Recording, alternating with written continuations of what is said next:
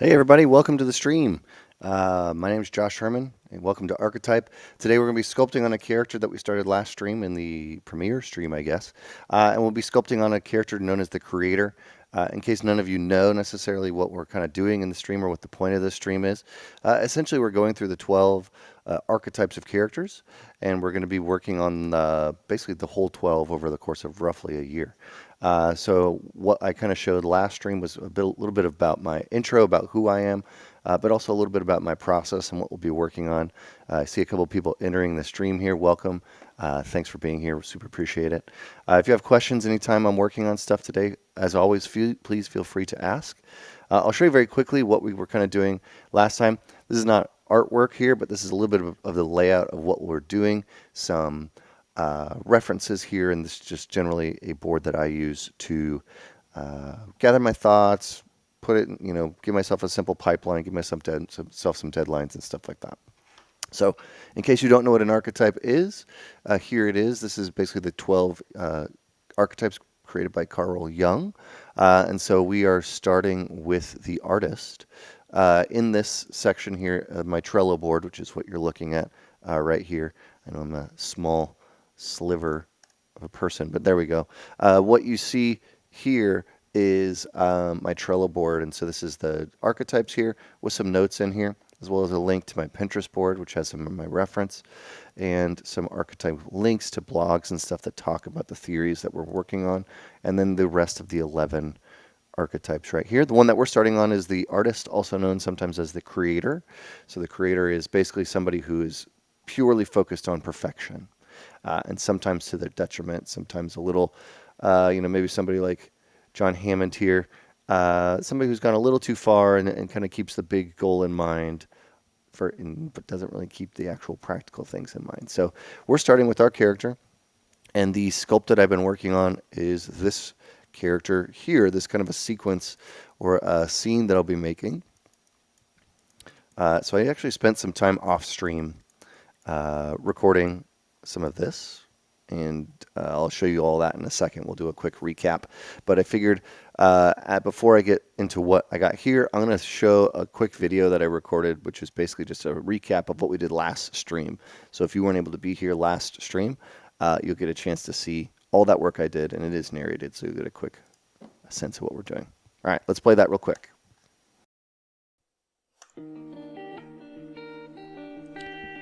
All right, so this is the very beginning of where I was starting. I did a quick sketch in Photoshop. You can see most of my reference here. It's a bonsai tree. I like bonsai trees. I think they're really interesting because it's kind of the forming and crafting of nature into interesting shapes. And here I thought that this could be an interesting way to have a creature or something, or a character on top of the other one, kind of standing over it. So for the character that is going to be held by the creator here, I figured rather than starting from a base mesh that had no details, that I'd start from a scan. Starting from a scan is good because it's a realistic human, because it is a human, and it's just a nice, easy way to get a good starting point, especially if the scan or the person isn't really going to be the focal point of what you're working on. So here you can see I'm just kind of getting in a pose, kind of a reclined, relaxed pose. I want it to be held by the creator here. And so now you can see me toggling back and forth at some of my reference that I had drawn in Photoshop and beginning to block out this shape. It's kind of this bean shape, I guess, that's kind of standing over the top. Also showing some of the other features like see-through and stuff in ZBrush, but here you're going to see me popping back and forth quite a bit to be able to see what I'm doing, what I had there. And here you can see me kind of creating like this system of roots that this creator will be. So the sketches that I made mostly were from the front view, from the profile view. But I figured I would start also working from the front view because there was one option that I had created that could also work like that. So I'm kind of toggling back and forth between the front view and the side view here. And here I'm just duplicating an object, and I'm going to use it as some form of like an arm. There was these kind of limb things, I guess, that came out of the character and looked like they might be holding the character. So here you can see that I'm kind of blocking in what that shape could be. I liked it feeling like it was kind of intertwined and very organic. even though the end result will probably be somewhat mechanical in form. So just a lot of playing with the shapes here. And at this point I'm still blocking everything, and I'm going to be blocking everything in probably for the rest of this video. Now that was the base mesh I was going to use, but I decided I wanted some arms in here, and I needed to scale this thing up, so I was having some scale issues, so eventually I'll fix that. But basically I imported this base mesh, used these arms, despite all the crazy tumbling you can see here. And I'm going to just basically take those arms and I'm going to use them as some of the creator's actual arms, not the ones that are cradling the character, but the ones that are sitting on top. Making them kind of long and lanky, giving them a quick pose, putting them in a position. I know that I want multiple sets of arms, so at this point I'm not caring too much about a single set, or the location or curve or pose or anything of a single set of arms, and more just knowing that I'm going to have multiples of these, so let's just kind of get them in the right spot and start working on our composition to make sure that it all looks okay. So like you can see, most of what I'm doing here is realistically the silhouette of the character, the gesture of the character. And this is what it looked like when I actually realized I had the rest of the character still in there, which was really creepy. So maybe I'll use that for something later. So now I've got the first set. You see me turning everything black, and at this point I'm starting to essentially sculpt, you'll see me sculpt in portions of silhouette for this. It's a really good way to get the first read, or to know exactly what the first read is going to be. So I will often switch to that. And all you have to do, if you don't have any of your subtools filled, is you just hit V, and that will, on the left hand side, kind of see that black and white square. That will switch it from whatever those two colors are. Matte caps don't receive any light, so they will automatically turn the whole character black, pitch black. So it works as a great silhouette. You can see I've duplicated some of these arms in here, just posing them a little bit, positioning them. So this is kind of the outside set of arms, the more larger ones. And I like the idea that it would kind of have these limbs and attachments that would essentially be holding the character to do different things, right? So maybe it's holding its arm while it's working on its arm, or supporting its leg that's up right here. So just kind of getting this all in the right spot. And now that I've got the gist of it, I'm going to come in and do a little bit more silhouette sculpting, but I'm actually going to start getting into some beginnings of details on the character. Not details, but like right now it's just very simple shapes. So I'm going to start sketching here with my Damien standard brush to identify what those shapes could be. Are they organic? Are they hard? Are they humanoid? Are they creaturey? And you can see I want to go for something that's sort of a hard surface shape here. So I'm focusing more on lines and direction and shape than I am the actual surfaces, because I can always work up those surfaces here. And that's about as far as we got to. So let's check out the next one. Oh, what's up? We're back. And this is where we're at now. So obviously, as compared to what you just saw in that video, which was basically a recap of last stream. So in case you were just joining us today and you've never seen one of the streams before, since there was only one before, that was more or less what we did in the previous stream. So you don't have to go back and watch it. Obviously, you can if you want to see it, not at 15 times speed, because I think that's what it's sped up to. So apologies if it's crazy fast. But yeah, now we're kind of here. Now, I did record a working session, which is also narrated, so I'm going to play that in just a minute. But if there's any questions that anybody has from the chat while I'm kind of getting this all going and kind of progressing on this, please let me know. Today's session, today's archetype stream is mostly going to be a sculpting stream because we're going to finish this model. So I want to try to get this thing as far along as possible. But for those of you who are wondering how I got here or what I got here, I'm going to quickly play a video that shows the process of me getting to this point. It's about 6 minutes long, but it's also narrated. So take a look at that, and we'll be back, and then we'll just continue for the rest of the stream.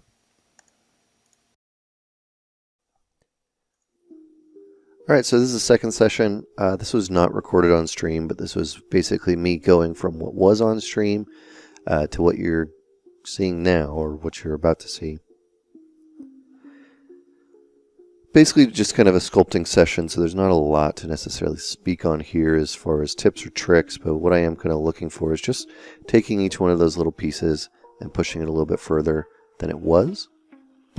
My process in sculpting is very much iterative, and I often work the whole model. So right now I'm working on this area, and I'm essentially setting a bar of what everything else should look like from a detail level for now. Not saying that this will be the final detail, it won't be, but you'll see right now I'm even jumping into the other parts of the body, because I feel like if I went too far, that I would be basically having one part of the model that would be very detailed and looking really good, but then everything else would be very simple. So here you can see me starting to sketch out more details, more information, lines, flow, etc. of what's going to be happening within the body. And I'm kind of trying to establish some form of a shape language. And what I'm basically going for is some harder edged geometric shapes combined with some more, I guess you could say, biomechanical, organic shapes that would be underneath these plates. It could also just be something as simple as, gears and pipes and stuff that's underneath it. But for now, it kind of has this biomechanical vibe in it, which I think actually fits the character and especially the base that it sits on. So here you can see me blocking out again more. Now the whole goal of this is to get every piece of the character up to this level, which you're kind of seeing in this little, I guess you could call it the torso here. So also drew some little eyes there, which I kind of liked quite a bit, to humanize the character a little bit, give it something that's more relatable. But I didn't want it to feel like that would be the only brain of this character. It kind of bothers me when a clearly mechanical AI or some sort of character has like a head, and that head is the brain, and as soon as you take out the brain or whatever, that's all there is. That's not necessarily how a computer, if it were to be a sentient being, would store its information in one central location like that, especially on a head. So I placed about a bunch of little other faces in this character that could be identified as the main face. But as you can see here, I'm basically just detailing the rest of the character to the same level, so smoothing some parts. It is going to look somewhat hard surface, but that's not what I'm focusing on right now. I'm really just focusing on shape language, design lines, and just making sure that mostly that your eye is being drawn to whatever the character is holding, and that even though there can be some really large forms and large gestures in it, I don't want it to be super distracting. There's a lot of detail here, so I think in texturing and color and lighting, we'll see how this all plays out if it becomes too much. But now I kind of need to get everything else to the same level. Now by carving in these details, I have all these limbs and these kind of, I guess you could call them root structures that are going into the character. And this is a really good opportunity for me to figure out where those limbs go, what they do. So you can see I'm actually going to start placing them in some of these cavities here. And then I'm also adjusting the overall silhouette to the back of this character. It's kind of like a couple humps that are on this character, and I wanted to make them more interesting in the silhouette, so you'll see me do that in a little bit. And now I'm going back to the base, or I probably should come up with a word for this, but we'll call it the holding area for now. And so this area, again, I'm just going to push this to the next level. This is the part that I started on, but I realized that I didn't really have the shape language in mind for what the final would be when I started on that piece. So that was actually why I ended up switching to the body. And now that I know somewhat what the shape language is, you'll see me here just starting to sculpt it to feel like it's more in line, a little bit more detailed than what it was before. I was trying to figure out as I was sculpting this what was actually holding it up, the character, the humanoid character in the arms. And I guess there could be some form of a, like, rods or something that would keep the character standing. I also kind of made those little fingers there. I made it look like there was hands. So that was an interesting gesture, I thought. And here you'll see me again just get everything up to the same level. So I'm about to spend a lot of times on this sort of root structure down below. I don't know if I'll actually show much, if any, of the root structure. I do like it, and I do think it's kind of interesting, and I've definitely had some thoughts while working on this that I should zoom out basically what the illustration would be so I could see it, because I kind of like this. Somebody in the stream called it the Tree of Life from Norse mythology. I believe it's called Yggdrasil. And it's pretty cool. Like, I like how this is kind of working together, and so I'm just kind of adding this texture to it. Now right now it is becoming very organic, and that's a big contrast to what the actual character is. So You'll see me start adding some plates and some more mechanical forms to this, but I do like the overall shapes that I guess we'll call it the root system or the stump that this character is emerging out of look like. I really love using the Damien standard brush for this stuff and clay buildup. I'll actually crank the intensity of that up quite a bit so that when I sculpt, it's a very strong brush and it's very easy to use and easy to get these things. And here's some of that adjustments to the overall shapes and silhouettes. I think this is something that I'm going to do moving forward to push the silhouettes and give them more of a consistent defining shape language. This sort of triangular hump shape. You can see it on the top of the body, you can see it on the arms, you can see it on the back, you can kind of see it here in a couple of these things that I'm starting to add. You can even see that I'm pushing and pulling the proportions here. This is something I'll do often. It's probably something we'll end up doing a lot this stream. So excited to keep working on this, and thanks for watching. Oh, welcome back. And here we are with the updated version. So fast. Wow, it's almost like I did it off stream. So here we are with the updated version of this, and I'll just kind of toggle back and forth very quickly. I'm just isolating the main body here. This is basically what you saw at the end of that video. That's where this character got to, and then now kind of where I'm at now, so you can see that the details are even further. So basically this is another pass, right? This is another pass of me coming in doing exactly what you just saw, right? Basically seeing it slowly level up, right? And so as it slowly levels up, all I did here for this one was I subdivided it. So here you'll see this is 10 million polygons, whereas before we were at 600,000 polygons. So more than 10 times the amount of information here, and I've just been kind of refining the shapes inside of it. So what you'll kind of see, so again, toggling back and forth, I spent a lot of time here in the chest area, just kind of refining these shapes, also making them flow a little bit better and trying to isolate them and pop some of them out. What I mean by that is you kind of see that this area here has a defining shape that kind of creates something, but here I'm trying to isolate it a little bit more and separate it from the rest of this object.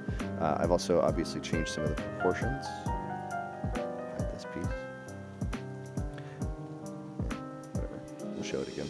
I've changed some of the proportions, so the front is going to have more of a kind of an hourglass shape to it, so it's not just a big large V. So you'll see that there's sort of this scooping in, and then I'm also kind of starting right now to create this, I guess you'd call it a circular shape, effectively kind of going like this within the character, which was sort of there, but I'm just basically taking the existing shape language that I've already created, and I start moving it and warping it and just basically re-sculpting it into something that feels a little bit more what I wanted. There's a lot of questions during the videos that we're playing, and about asking about the inspiration and references and all that kind of stuff. And a lot of what what I've used was actually that picture of a bonsai tree, and then just some kind of mental references of things that I want. I specifically like things that tend to be a little bit more sleek and clean and have a sort of a rhythm or dynamic vibe as far as like how the lines connect, and that it kind of things should guide your eye from one part of the model to another part of the model, and so I kind of wanted to keep in line with that general style. So what I'm going to be doing for the rest of this stream is basically just going to be sculpting today. Now I'm going to continue basically all you've seen from here to here. I started sculpting about 10 minutes before the stream, so that's about half hour's worth of sculpting time, and we got about another hour and a half here today, so I'm going to keep doing this. But if anybody has any questions on anything, let me know. We will probably jump into a couple small close-up areas and just start isolating them to see what it would look like. Right now I'm thinking probably working on the head as far as an individual piece, and maybe getting into some of these arms and stuff a little bit more. But yeah, I'm pretty happy with how this is going. This is before and this is after. I do think like this character here, well, I guess now that it's actually laying down, it's not as bad. I was going to say it feels like it's not laying down, but that's because I had it in this pose, whereas it was when we started it initially, it was kind of in this pose, and I think that it feels a little bit better. I do like how some of these silhouettes here started kind of popping off. I like that this is starting to work a little bit more from the profile. Yeah, let's just jump into it and keep sculpting. So yeah, a lot of this stuff is pretty rough, right? And the goal is to refine all of this. So I will not be having a stream next week, the week of Thanksgiving. So my goal for myself is to come back after Thanksgiving and basically have this model more or less to a point where we can begin texturing it, or have a little bit of it already textured, so you can kind of see what that process will be like. And of course, just like you just saw, I will record every process of the stream that I'm doing. So basically, if I'm not streaming and you're not watching now, or a video on demand or whatever on YouTube or Twitch, wherever, after the stream is over, it will be captured and I will play it during the stream. So you'll get a chance to see the entirety of the process of how all these characters are made. Don't know if I love that shape, but that's okay. I'm going to hide the roots here. The roots here, somebody say that they're so satisfying to sculpt. Yeah, they were really fun. It's just kind of taking this large shape and just basically, drawing lines on it that kind of go in any direction, really. When you start, it doesn't really matter. And just kind of making some fun organic shapes. Any 3D sculpting apps you recommend for iPad? I actually haven't really sculpted on my iPad too much. I believe Nomad Sculpt is one that I've touched but never really played with that much. And I think there was one called Forger, but I don't know the specifics of that. I don't want to spend too much time down there. I want to try to keep it up top. I do think that the illustration itself will probably still be something more like this. As far as like maybe what the crop could be, maybe a little further out, But what I mean basically is that the mask shape that I'm making right now is kind of what, as much as the audience will see. So I don't need to spend a lot of time. Maybe something like this could be interesting. So I'm kind of trying to think about what the final compositions will be at the same time. But right now it's not super, super important. Mostly I want to start defining my shape language a little bit more before I go in and clean all this up. So I'm going to sculpt this all basically as one Dynamesh object. It does have subdivision levels on it, just because I prefer to sculpt with subdivision levels versus just a really large Dynamesh. But I find that just, knowing what your next shapes are going to be when it comes to refining them are really important. Noman, we did a stream probably a couple months ago, 3 months ago or so, with Marco Plouffe from Chaos Masons, and he was talking about his process of sculpting characters and how you're often just spending time making shapes and lines and design lines and figuring out things before you move forward. That's probably one of the more important parts is knowing exactly what you're going to make before you say, okay, let's get into details here. We got a question from Twitch. The sculpture looks amazing. Thank you very much. I appreciate that. I got a question from Twitch. I have mostly done sculpting for 32mm miniatures, but I would love to move to the gaming and movie industry. Do you have any advice on the skills you consider most important and what I should focus on? Good question. And that's great you have experience in tabletop miniatures. I think that's the average size for a D&D or Warhammer miniature, right? Which is roughly an inch, just over an inch, just about an inch. Which is cool. That's super cool. Advice for getting into the game industry: you basically need to know and show that you can do the other parts of the process. That's going to be what the employers are looking for. It doesn't really matter where it is. You could do an equivalent of probably the things you've sculpted for, like a Warhammer Total War or a Divinity Original or Baldur's Gate or something like that. Pillars of Eternity, and just kind of imagine what they would need on their portfolios and what they're going to be looking for as compared to what you have. I'm going to guess that what you don't have in your portfolio is textures, game res textures, something in a game engine, essentially a game art portfolio, because if you've done mostly model sculpting, then you don't really need to do that because 3D printing is different, right? You might have more of your portfolio might show the engineering process, or it might show how you built your characters, or just nice renders of them. But what a game art studio is going to want to see is those other parts of the pipeline that you probably at the moment don't have in your pipeline. So I would make a couple characters, or even take some of the characters you've sculpted, ideally in a T pose, not necessarily in a pose, dynamic pose, and just make them game models. So spend some time texturing them, spend some time, just getting them to the point where they have textures on them, and they're in Unreal Engine or in Marmoset or in some sort of a game viewer. And that would help you, any employer that you apply to, see that, yes, you have professional experience. No, you don't necessarily have professional experience in games, but yeah, you can show all that stuff. Oh, I didn't have symmetry on. That's annoying. I'm gonna undo some of this. I really went to town on this without symmetry. Well, that's probably fine. Just do it very simply this time. Escape. Replay last, and that'll be fine.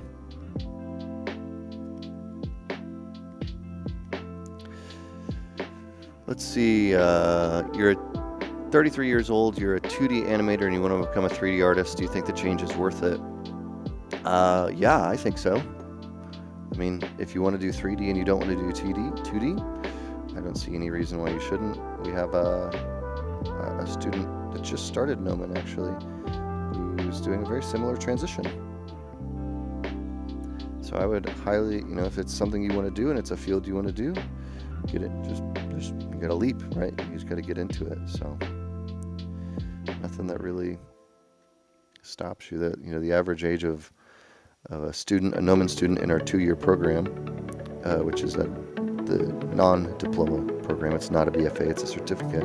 The average age there is a little higher. And it's kind of was originally built for professionals who kind of wanted additional skills or wanted to change or transition careers.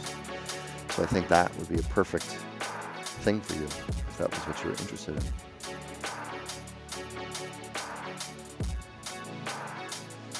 Are you going to be taking this sculpt through your pipeline? She was Lost Art. Yes, I am. So the whole goal of this, I'll toggle over quickly to Trello, is to go through these steps. So each one of these characters, I switch to my mouse. Each one of these steps, our characters can be moved along. Right now we're starting here. We started with our inspiration and sketches and ideas. We're moving over to our modeling and sculpting phase. This is where we are. And then over the next 3 streams, I think I'll have 3 more streams in the rest of the year. Meaning I'll have one on the 30th, the 7th, and the 14th. We'll be doing UV and texturing, lighting and compositing, and rendering and presentation. So my goal for today's stream is to get as much as I possibly can get done on the sculpting side, so that at the next streams I can be in the UV and texture phase. Good question, though. How to sculpt clothing accurately. P.S. I don't know and can't use Marvelous Designer for cloth, so advice on cloth sculpting. Good question. Advice for cloth sculpting is just observe a lot of cloth. I know that's lame advice, but it's true, because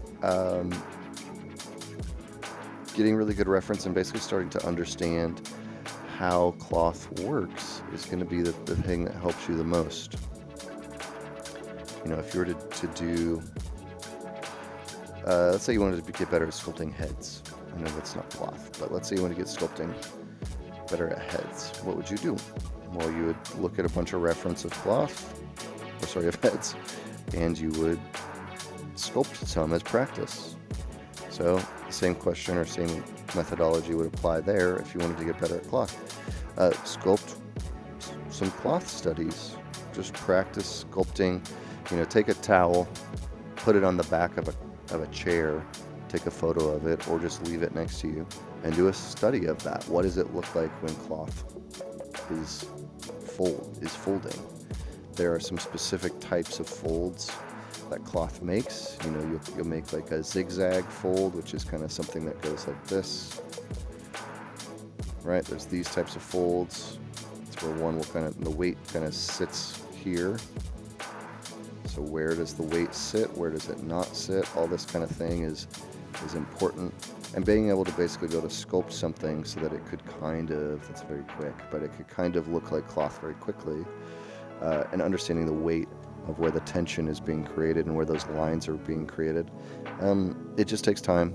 It just takes practice. So my recommendation is basically study it. Just study cloth. And when I say study, I don't mean just look at pictures, but actually do and perform studies. I think that will help you the most. Will I be doing retopology? Some. Yes, I'll be doing some retopology. Since the goal of this is not to make a rigged animatable character, I'm not going to go full ham on these and do, you know, everything to the final degree. I'll be using ZRemesh quite a bit to get to the end result. I'll adjust this line here.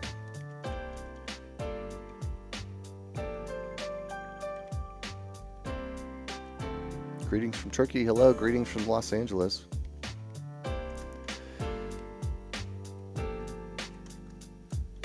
All right. We can always add more detail, but this is kind of a time-boxed project. And I definitely bit off a little bit more than I can chew with this one, so I'm not going to go super crazy or any more crazy than I've already signed myself up for.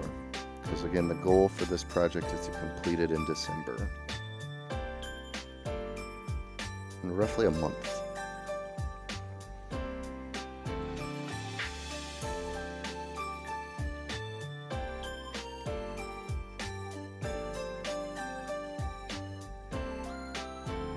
So any piece that's here, I'm basically just coming in, I'm going to define it a little bit. You can see I've also spent a good amount of time just cleaning up these shapes. Once you go from like here and you want to add more detail, all you need to do is subdivide and just start polishing and cleaning shapes. It's not a rocket science at that point. Basically, you know, you take the shape that was here and you just sculpt on it a second or third time.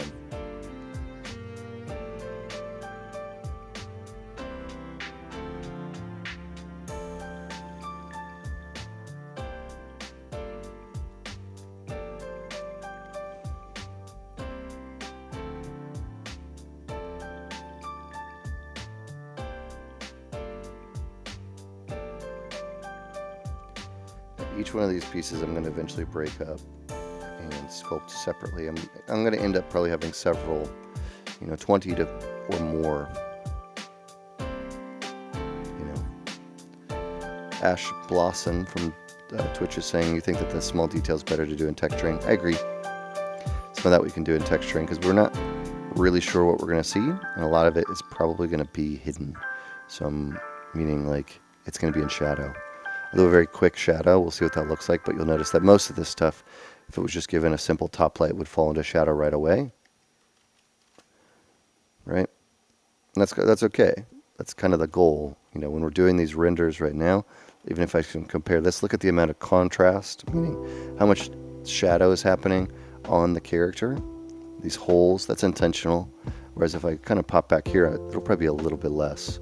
So there's not as much shadow over the character versus more shadows on the character, more contrast in the character. And that's part of the plan. And this will help me from an illustration standpoint to make it a little bit easier to hide those things.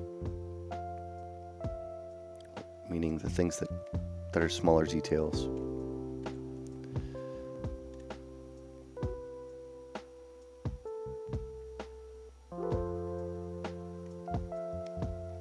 It's fun to do this though. I've kind of been playing around with this type of a pose in several characters for a while, for over a year actually, since last Halloween. I did a spider character that was probably going to be doing something very similar. I did another character on stream that was doing a kind of this pose where they're just this like holding somebody pose kind of thing, basically this. So I'm excited to actually finish this one. A couple people were saying that they're working on projects on their own. Very curious what kind of projects you're working on. Are you working on projects for your classes? Are you working projects just for yourself? Love to get to know a little bit more about what everybody's working on. And eventually, if you're interested, feel free to post those links. It is difficult for me to click the links because of the software we use, but I'll find a way and we can check them out. I'm adjusting a quick shape here. A quick character design theory piece. Quick tip. I was watching a video and this is where you put the horn. Bwomp, bwomp, bwomp, bwomp. This is a quick tip whenever you're doing character design. So right now I'm undoing it, but I'll show you where I started. This shape that I had kind of looked like this. And I created this line that went through it, right? This line that's right here. On average, typically, whenever you're doing character design or just design theory in general, putting something, a line in the middle of two shapes right in the middle, 50% on each side, is very boring. So we try to avoid that as much as possible. So what I ended up doing was undoing this. I'll show you some just to change the shape so that it doesn't feel as boring. And then actually going to move the whole line. You can just use the move tool since we're not really doing anything fancy at the moment. We can smooth this if we need to. Just kind of push it around so that it's no longer 50-50. Now this can and will become a puzzle. Meaning, oh well, I pushed it now, but now I basically created a shape that's here, right? This shape is roughly the same size as this shape. Right? This is where that puzzle comes in as far as design, because now that creates is that a problem or is that something I want? Right now I'm not sure, so I can't really answer that. But so you start moving things around and shifting things around, and that can be a challenge. It's part of how characters are not necessarily super easy to design, but they are fun. Kind of like this venting I've created here, so I might do a little bit more of that. And you can see what I'm also doing is I'm often just straightening up lines. So I've already established that there would be a line here. I'm just kind of taking it and straightening it and refining it and adding details to it. And if it feels like it's getting too complicated, what I'll do is I'll just use my clay brush and I'll just fill it. And kind of start over or rethink that piece.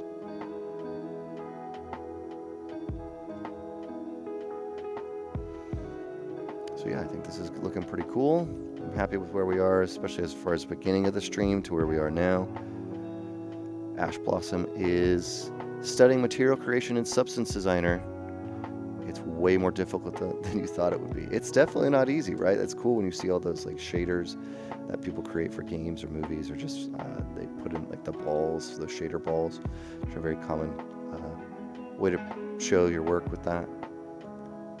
It's pretty cool to do that, but yeah, it's much more complicated than expected, I think. Especially if you're making it from scratch. Am I using any reference at the moment? No, I'm not using reference. I had some initial reference. And I had some shape language stuff that I had kind of captured, but I already had a pretty clear vision of what I wanted for this.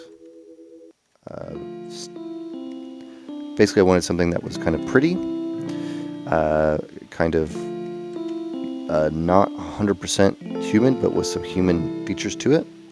And just kind of liked the idea of a robotic character that would be larger than a human, that would be working on a human. It could appear somewhat off-putting, that could appear also somewhat loving and caring, so sort of like a little bit of all the above. But I thought the style could fit the creator, being the archetype that we're working on, to be something that's beautiful yet sort of unsettling at the same point, not totally understandable. Hi Josh, how are you doing? I'm doing very good. Alex F1, it looks like Alex Alvarez is here in the chat. Hello Alex, hope you're doing well.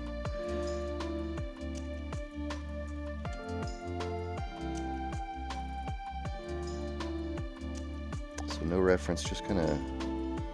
This one I had a pretty clear one. As far as like future characters that we'll do down the line, I'll definitely use a lot more reference for specifics. The biggest piece of reference I did use was was that bonsai tree. In case anybody hasn't seen it, I'll pull up my little Photoshop here in a second.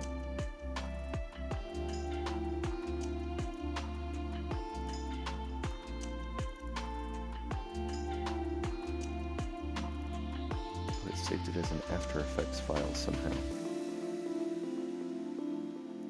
At least that's what it says. Change it to a PSD. Alright, hang on everybody, I'll fix this in a sec. Let me just pull this off screen so I can show you my reference. Get it loaded up. She was Lost Art. You've been experimenting with the micropoly mesh and Zbrush sculpting a balaclava. That's awesome. Yeah, the micromesh stuff is really cool. The nanomesh and micromesh of being able to replace basically all the polygons with another thing is really awesome. Yeah, that's really cool. Let's get this open. Yeah, it's so weird. Somehow it saved my sketches from last stream as an After Effects file. Never seen that one happen before. Just saving over them now. There we go. Here we go. So this is the sketches that I ended up doing early last stream. So this is the sketch I ended up with. This is the profile view. So you can probably see the similarities as to where we are now. With that at least. With some of these forms of this character kind of looming over. And you can actually see that basically I did a very quick sketch on top of this bonsai tree. That, you know, looks a lot like what we have here. And then this is the front view that I was imagining, that maybe there'd be some sort of face with the character silhouetted by this orange light that the creator has on them. And that would basically create an interesting lighting scenario that I could have the character, the human character, be mostly silhouetted. And this would be some large hulking shape. So you see those lines. And that's kind of where these initial lines came from. So kind of this perspective is kind of what we're looking at here. And then here is what I was doing kind of for here. So that's my reference.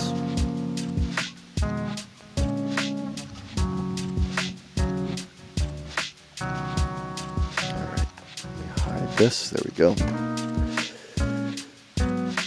What are my thoughts on the new Transformers movie based on Beast Wars? I remember having some really amazing Beast War toys. That's my first reaction. I'm a fan of Transformers movies. I like Bumblebee.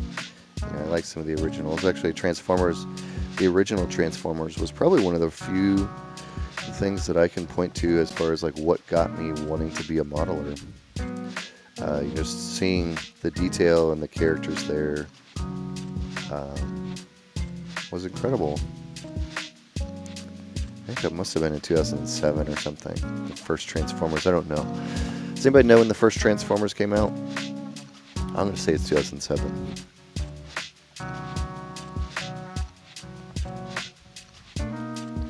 But I'm excited for it. I'll definitely watch it. But to be fair, I try to watch as many, and I watch a lot of movies. I watch a lot of movies. I watch a lot of shows, and I'm totally fine with that. So I'm excited for anything else that comes out. I will definitely take a look at it. –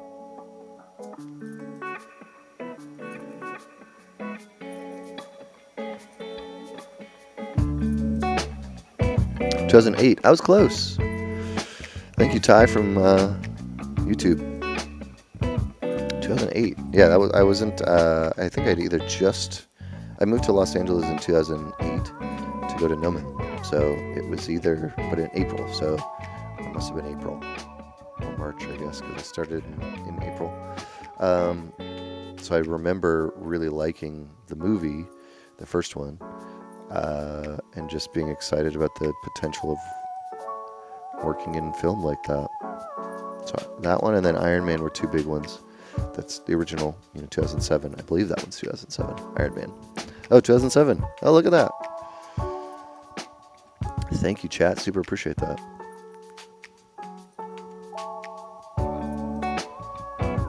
She was lost. You don't know how to share a pic.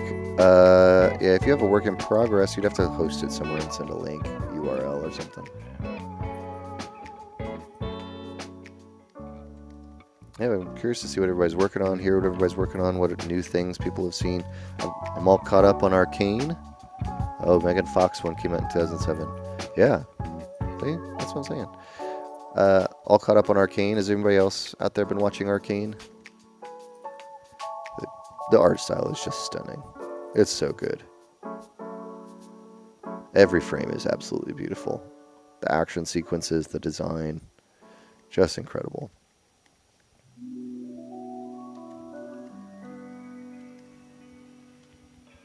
I'm enjoying the story, but I'm loving the visuals.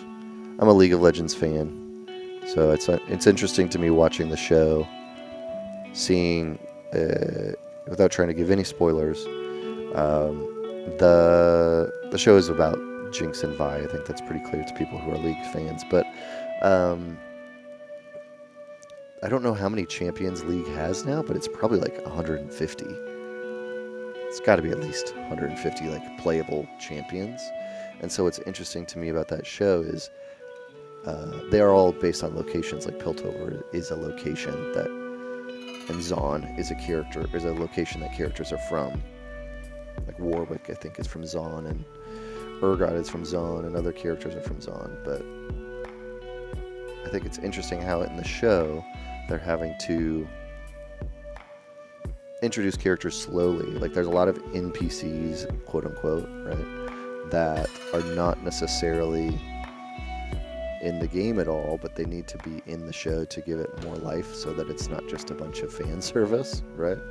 And so I'm loving seeing who these new characters are, figuring out, you know, what they do in the world, and just really enjoying that aspect of it quite a bit. So I'm enjoying it. Is this clay matte cap available anywhere? I am pretty confident that this is a Zbrush matte cap. There's 6 of them. I think if you search Zbrush, you know what? Let's just see if we can find them.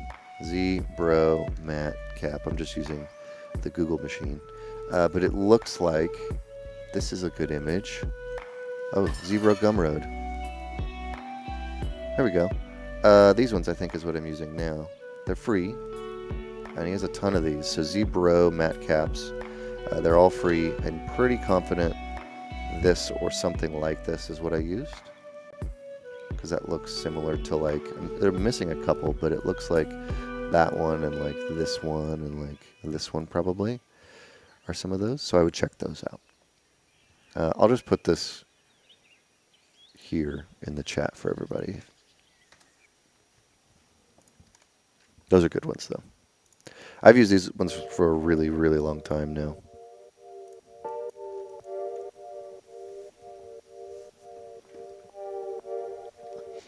Here in episode 5, one more to go. One more to catch up. I like I'm curious, what does everybody think about the release structure that they're doing? The three episode release structure is very different. You know, normally it's either like they release them all at once and that you can binge watch them all, and that's cool, but then they go away so quick. It's not the what Disney Plus has been doing, which is more of like a consistent, you know, weekly stream, where HBO has been doing weekly releases, and this is a different format. I kind of like it though.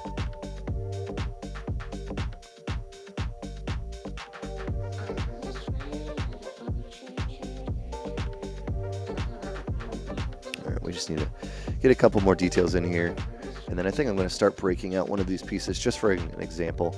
Like I was saying, any work I do over the next 2 weeks that is not recorded on stream, I'll do another video recap of.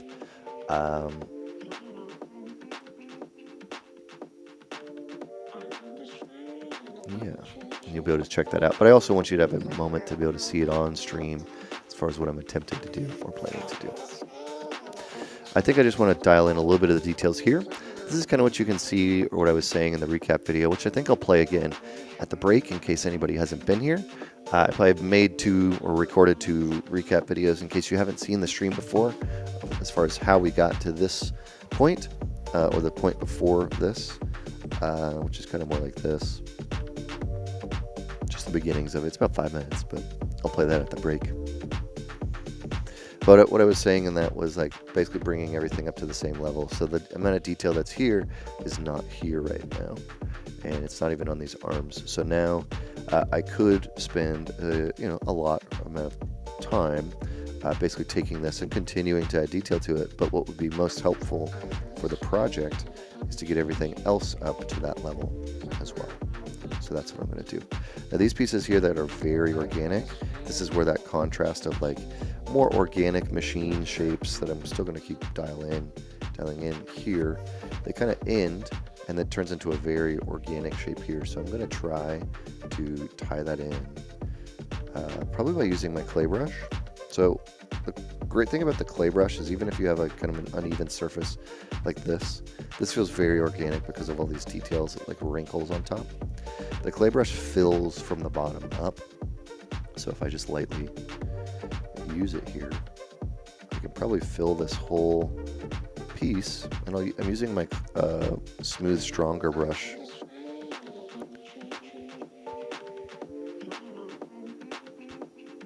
And that will make it so it's like one big piece.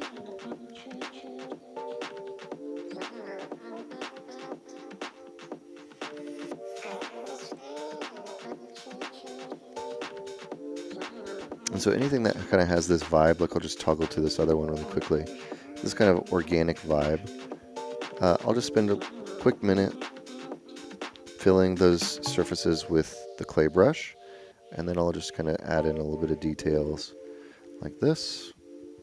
And I'm not super concerned right now about making it feel hard surface. Right now I'm mostly concerned about just the overall look, meaning the overall rhythm and flow of the shapes that are being created here.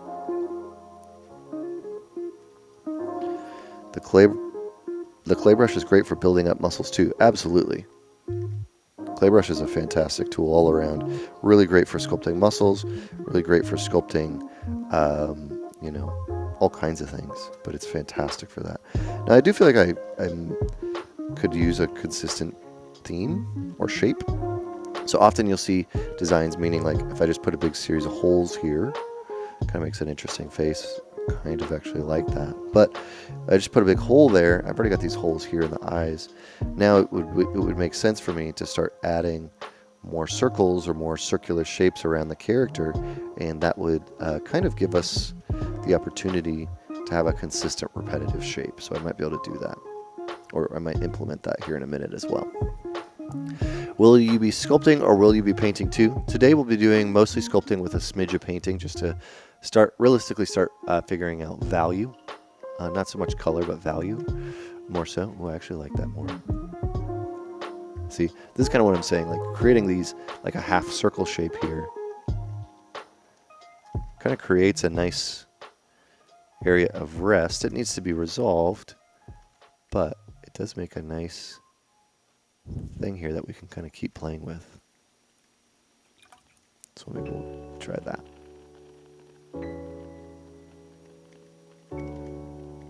So this as compared to this, what we started with, where we're at.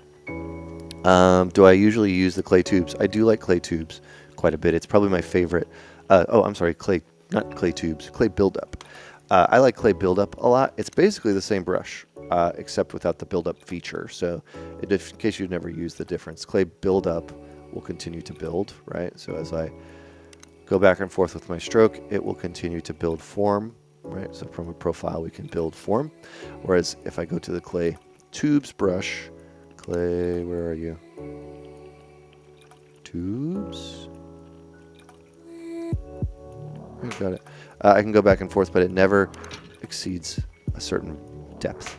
So I'm adding more volume, but it doesn't build. Right, so that's the difference between clay tubes and clay buildup. I like clay buildup because I find that if I want a certain level of depth with clay buildup, or a small level of depth, I just go over it once or twice. Or I can also kind of go back and forth with it like this.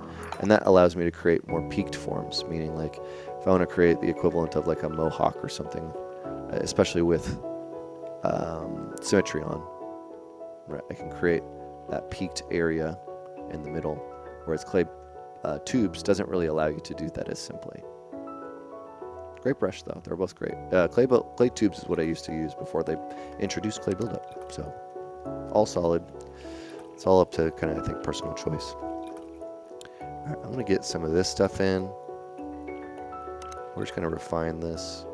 I'm taking a line, kind of, this is what I do whenever I sculpt super fine details on faces or anything like that as well. I get like an initial pass, meaning like I've done an initial pass of detail here, right? And I'm going to start smoothing it here.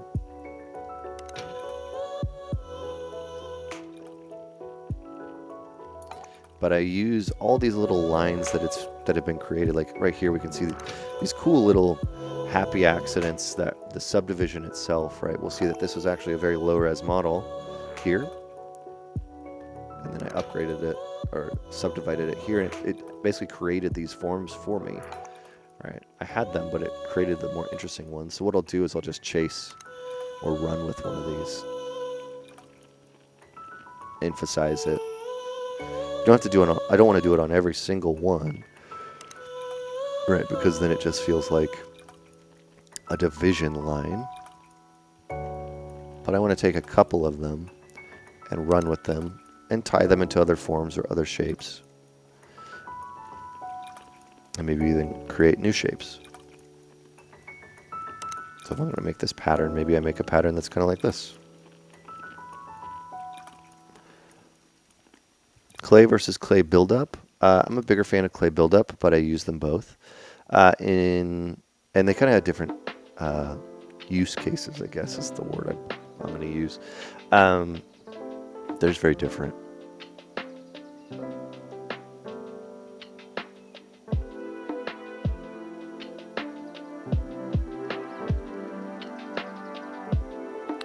So this is one thing you need to be careful of, and that I need to be careful of right now, is that this is a form language that I'm creating right here, which I think is interesting. It's sort of this weaved sort of a pattern, this overlapping scallops kind of idea, but it's not anywhere else in the design.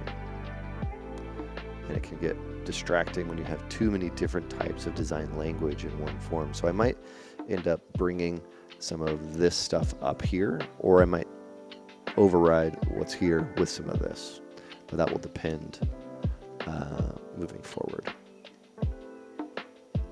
Just something to be aware of, though, as you work on this type of stuff.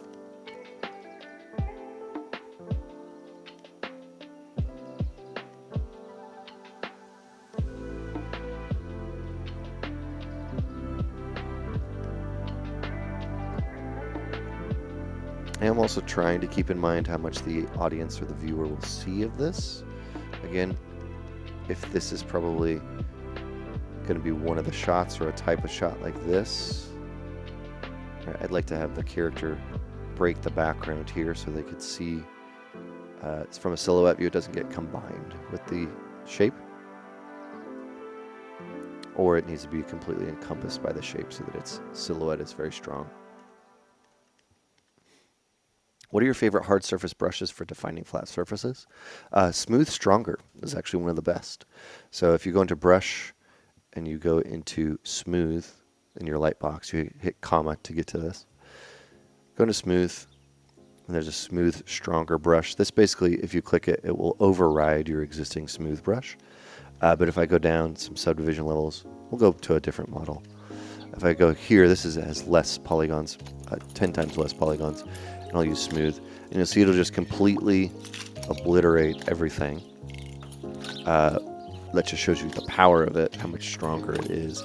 But in little areas like this, you can use it. I'll just quickly isolate some areas in smaller, more refined uses. You can basically just smooth sections of a model to get what appears to be hard surface. Now, the important thing about hard surface is a perception of your mind.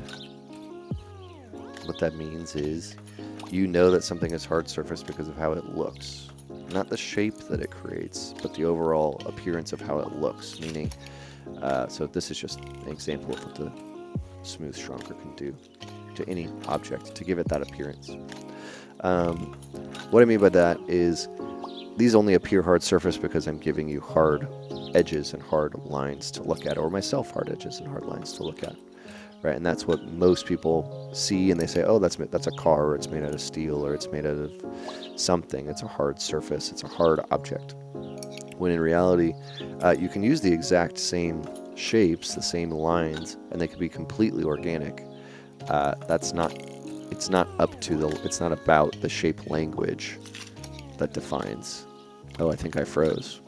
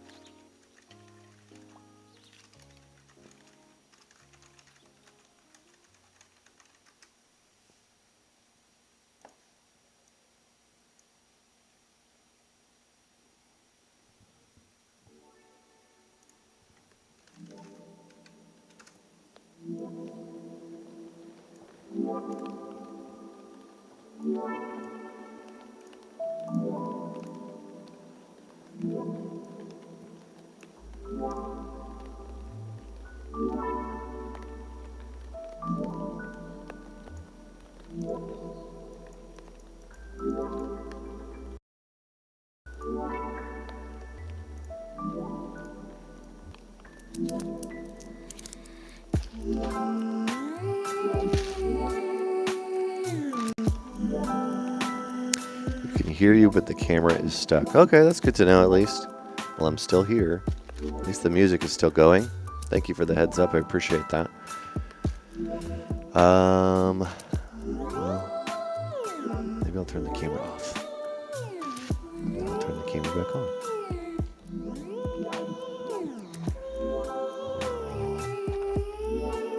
Now, the only thing not working now is the camera. Okay, great.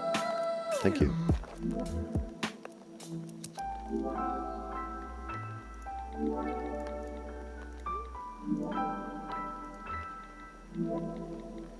Trying to switch these inputs around. I don't know how this happened, but for some reason it's not wanting to play.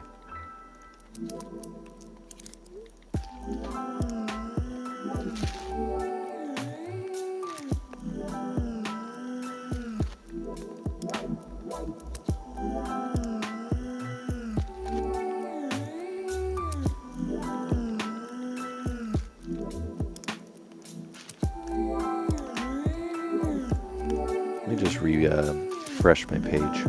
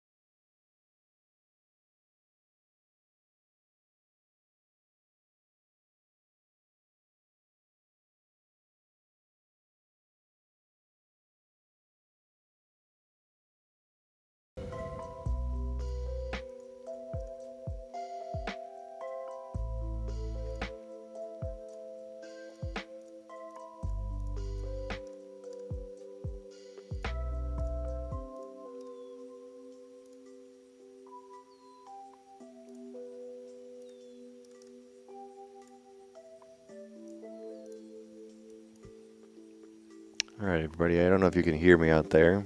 I seem to have lost the ability to show my camera. And the software is being really weird. Never had this issue before. Audio is fine, thank you. Thanks for hanging in there, I appreciate that.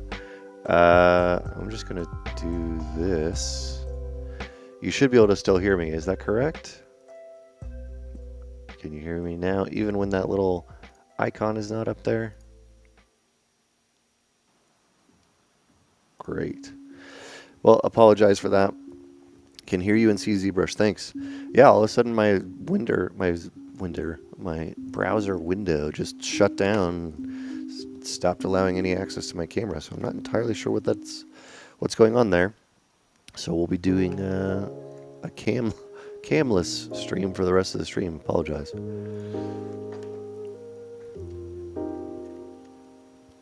All right, I don't remember what we were doing. Oh, we were going to be sculpting some details down here. And I was talking about the smooth brushes.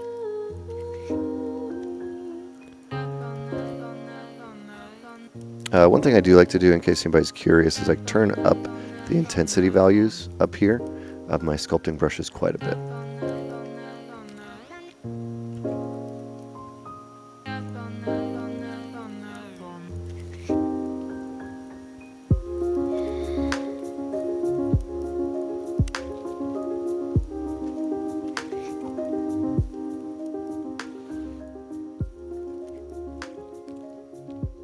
Turning down the lazy step too far down and it turns it back into a dot, but I'm not liking, there we go. I want that to feel much more consistent rather than sometimes it'll have like a repetitive tone to it.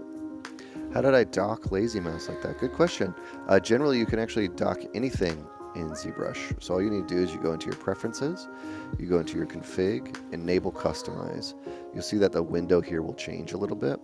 And then you can basically take anything. So I can come into stroke, lazy mouse, and I can control and alt, hold this button down, and then I can click it and drag it and let it into my space here. So if there's something else I like, for example, AccuCurve is something, so I think that's under brush. Or is that brush? Samples? Modifiers. I'll look for AccuCurve. I think it's under curve. So I can hold down curve, AccuCurve. I can put that here. And now that just turns into a button that I can turn on. Oh, I already had it here. If you don't like it, like I had 2 of those now, I don't need 2 of these AccuCurves to be on at the same time. You can just control and alt and just drag it into the canvas and that will delete it.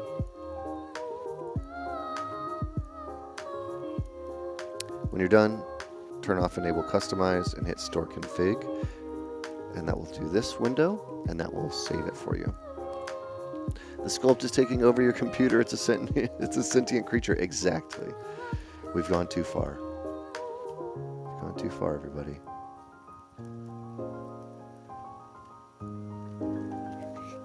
All right. Kind of like where this is going. I'm pretty happy with the overall gist of it. I could spend more time. I will end up spending more time. But to move forward on stream and take a quick break, we're going to watch a short film real fast. And actually, I'll play the what's it called? The stream recap. So you can kind of see if you weren't able to watch the whole stream last time. I'll play that really quickly, and then we'll come back to this. Here we go.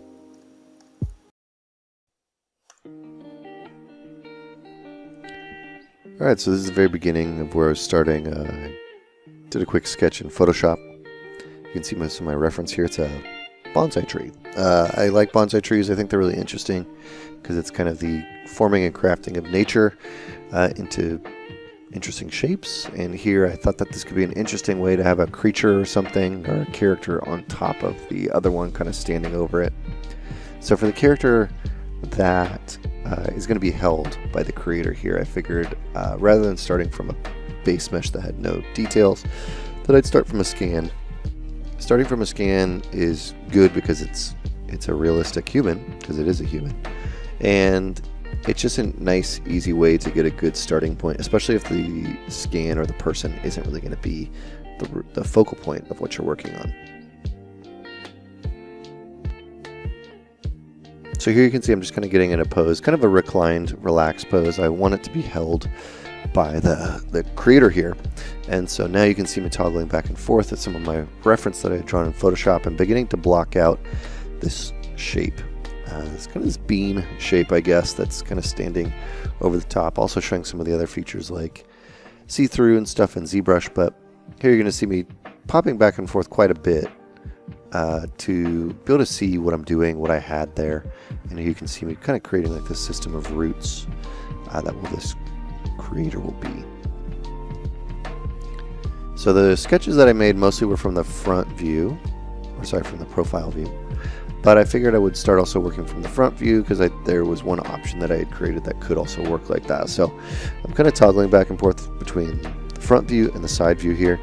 And here I'm just duplicating an object and I'm going to use it as some form of like an arm. There was these kind of limb things, I guess, that came out of the character and looked like they might be holding the character. So here you can see that I'm kind of blocking in what that shape could be. I liked it feeling like it was kind of intertwined and very organic, even though the end result will probably be somewhat mechanical in form. So just a lot of playing with the shapes here. And at this point I'm still blocking everything, and I'm going to be blocking everything in probably for the rest of this video. Now that was the base mesh I was going to use, but I decided I wanted some arms in here, and I needed to scale this thing up, so I was having some scale issues, so eventually I'll fix that. But basically I imported this base mesh, used these arms, despite all the crazy tumbling you can see here. And I'm going to just basically take those arms and I'm going to use them as some of the creator's actual arms, not the ones that are cradling the character, but the ones that are sitting on top. Making them kind of long and lanky, giving them a quick pose, putting them in a position. I know that I want multiple sets of arms, so at this point I'm not caring too much about a single set or the location or curve or pose or anything of a single set of arms, and more just knowing that I'm going to have multiples of these, so let's just kind of get them in the right spot and start working on our composition to make sure that it all looks okay. So like you can see, most of what I'm doing here is realistically the silhouette of the character, the gesture of the character. And this is what it looked like when I actually realized I had the rest of the character still in there, which was really creepy. So maybe I'll use that for something later. So now I've got the first set. You see me turning everything black. And at this point I'm starting to essentially sculpt, you'll see me sculpt in portions of silhouette for this. It's a really good way to get the first read or to know exactly what the first read is going to be. So I will often switch to that. And all you have to do, if you don't have any of your subtools filled, is you just hit V. And that will, on the left-hand side, kind of see that black and white square. That will switch it from whatever those two colors are. Matte caps don't receive any light, so they will automatically turn the whole character black, pitch black. So it works as a great silhouette. You can see I've duplicated some of these arms in here. Just posing them a little bit, positioning them. So this is kind of the outside set of arms, the more larger ones. And I like the idea that it would kind of have these limbs and attachments that would essentially be holding the character to do different things, right? So maybe it's holding its arm while it's working on its arm, or supporting its leg that's up right here. So just kind of getting this all in the right spot. And now that I've got the gist of it, I'm going to come in and do a little bit more silhouette sculpting, but I'm actually going to start getting into some beginnings of details on the character. Not details, but like right now it's just very simple shapes. So I'm going to start sketching here with my Damien standard brush to identify what those shapes could be. Are they organic? Are they hard? Are they humanoid? Are they creaturey? And you can see I want to go for something that's sort of a hard surface shape here. So I'm focusing more on lines and direction and shape than I am the actual surfaces, because I can always work up those surfaces here. And that's about as far as we got to. So let's check out the next one. Oh, what's up? We're back. We're checking out the next one. Yeah, so here we are working on this now. I've pushed this a little bit further after that, so I've done all these details as we saw in the other previous video and through the rest of the stream. And now I'm kind of going through, I'm just going to quickly block out ideas for this arm. Comics Legend is asking, so I don't use the silhouette view in the top left. You're talking about this thing. I've used it occasionally. It's not bad. I just find it very distracting. So I'll just kind of pull it down here. And for me, time-wise, because it is distracting for me, the time to come up here and have it is just slower than just hitting V. So I prefer that way. It does the same thing, and it's kind of up to you as far as whatever you like, but I kind of like that. I did put a quick circle on this, and I had mentioned this before, that maybe putting some form of a shape language in here could be a good idea. So I think I'm going to do that and start implementing some circles. I started to put some in here as well. And so I'm going to keep moving along with this.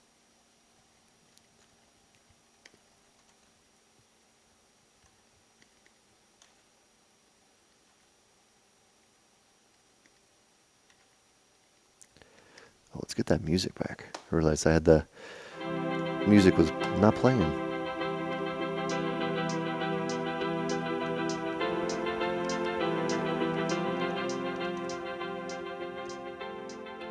I'm going to look for a trim hole brush. I saw this in one of the Marco's videos. I think it's here. And trim hole. As far as I understand, it basically makes circles. So you can use it to make camera. Yeah. Shape's kind of like this. I don't think that's the shape I want here, but it's good to know that's how it kind of works. Meaning we could basically just do and then fill it with a shape. This is what I was saying about multiple eyes. I actually kind of like this. Maybe not so big. The fact that maybe there's a couple other things in this that could look like it was the eyes. Maybe these could be glowing. I did want the character to kind of have a light on it. I don't know if I want it to be coming from there though. Can you change the head model in the top right beside the axis? Yes, you can. I think it's just a series, it's like of sprites, a series of images. That's how you do that. I actually don't usually show it, so usually in preferences, I believe it's called cam view. You can just turn that off. But I think if you want to change it, you can go into make cam view here, and that's something in here, and that's how it works. Never done it myself though. So I know I wanted some lights coming from below, and I don't really have any motivation for those lights.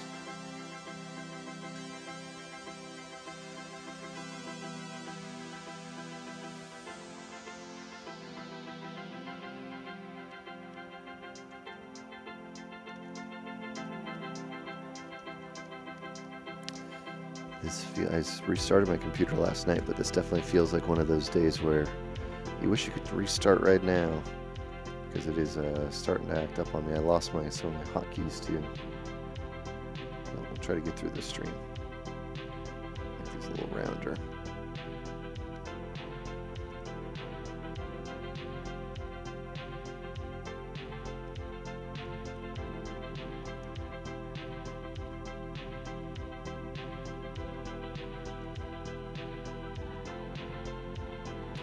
This could be a good place for lights to be.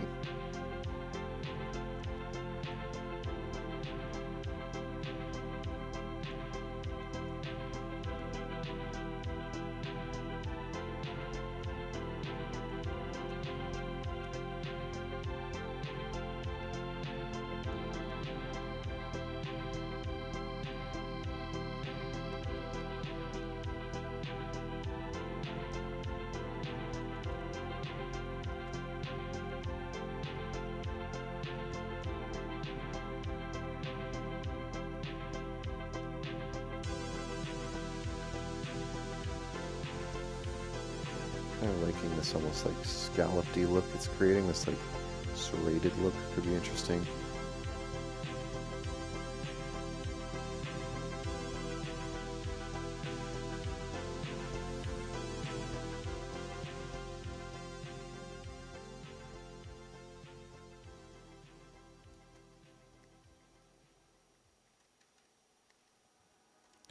And actually, before I do any last little bits, I want to push some stuff as far as I can. See what I can break, basically.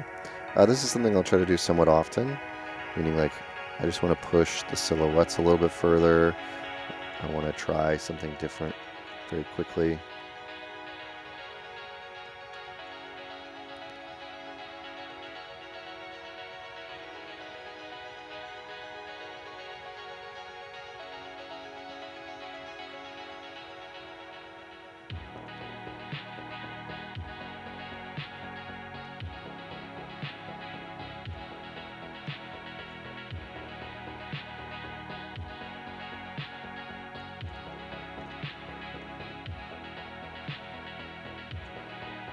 One thing I'm always conscious of is I'm always aware that the design can always probably be better. You can always iterate, you can always keep pushing. So what I'm doing right now is I'm basically just going back and forth from where I was initially. Sometimes I'll just load up. So I'll just load up, for example, a previous iteration. So now I'll have this version, and then this version. And I'll toggle back and forth between these and see what I like more and don't like more. I wanted to change the proportions the most, whereas this got a little simple. And you can see it's starting to transition and starting to get even further, so I want to keep that.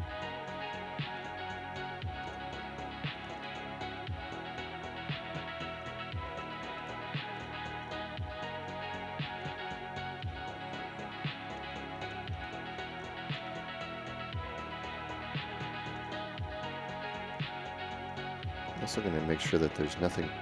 I'm trying to add in some areas of rest here. In a design like this, that can be difficult.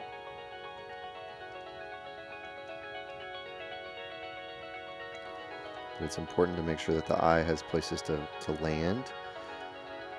And that's, I think, where we're also going to get into a little bit of color really quickly.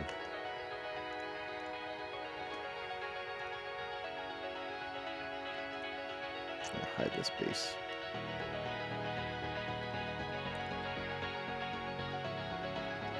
I don't love how this shape is ending up.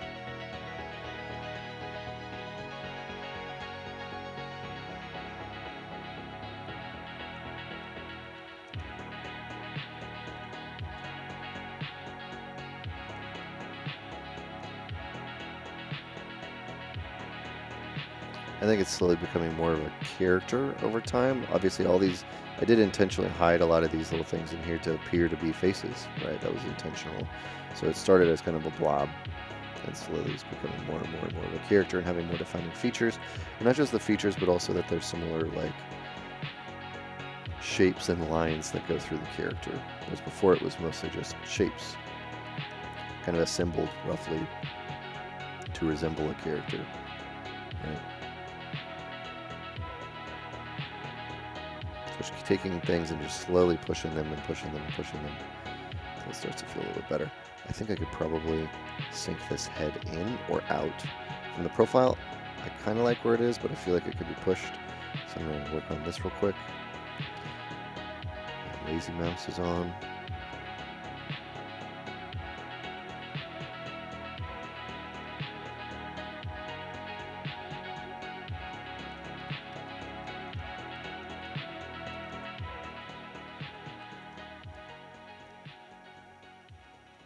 Kind of more in it, like in its shell. And then also these eyeballs, because I did that hole, I might make these a little better. Yeah. Ooh, it's got like a little proboscis something in here, could be interesting.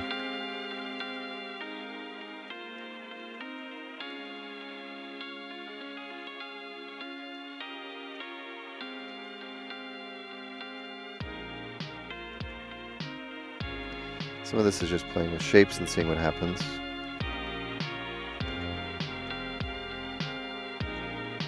A lot of this can also be, right now it's kind of deceiving when you look at a character like this. It's all one matte cap, so that's why we're going to get into color in 3 minutes. I'm looking at my timer.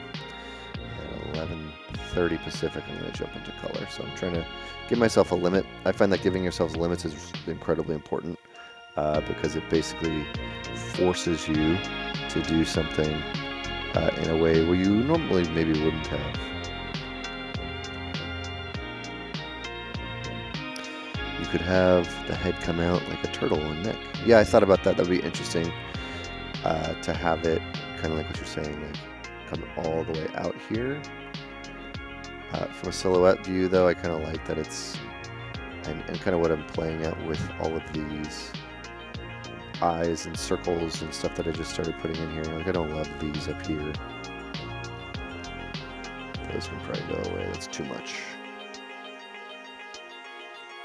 Maybe even some of this is too much.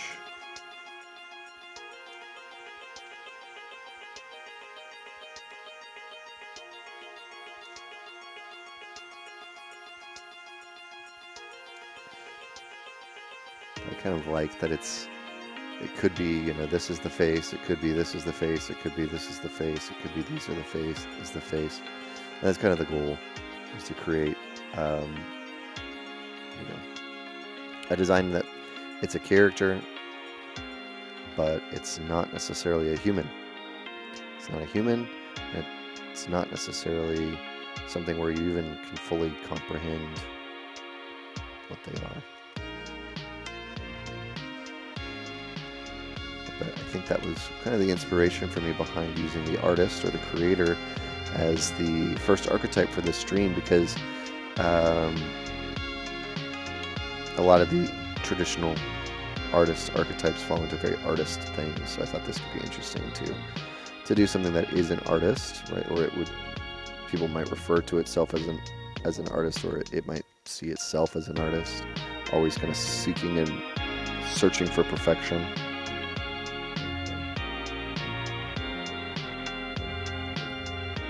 Always upgrading itself. Maybe parts of these, if these were devices in which it could like look or see, you know, some of them maybe now are like older and like depreciated, like they aren't really as used anymore, but they're still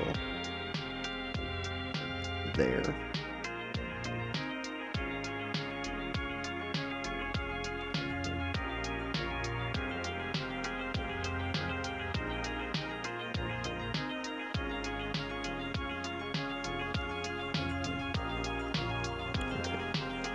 Let's do some color. I'm going to save. And this is going to be mostly value. So I'm going to switch over to my standard brush. I'm going to turn off Z add. I'm going to turn on RGB. And I'm just going to fill this with white. So you can just go color, fill object. I do want this to mostly be a gray. So what I'm going to be doing here is, again, just kind of figuring out basically what the inside of this character is going to be and what the outside of this character is going to be. So I'm going to start painting some grays wherever I feel like the inside could be. I could do this very quickly. We'll see if this works in the way that I want by using masking. Mask by cavity. Mask by cavity tends to do details like this, though.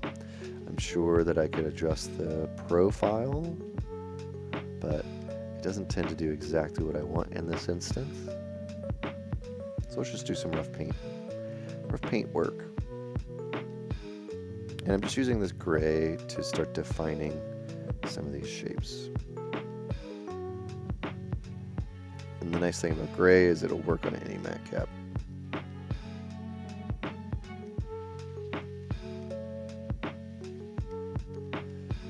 But it will also kind of help us. Actually, you know what? Before I go too far, I'm going to use a light gray. Probably like this. We'll just call it like a 25% gray. I'm going to fill the whole object with that. That's going to make it a little dark. What that means is now I can actually paint with white as well. So that if I wanted to come in and say, well, you know, let's figure out what this could be. Or maybe there's something here, or there's something here. That we can start creating some focal points. This is kind of just like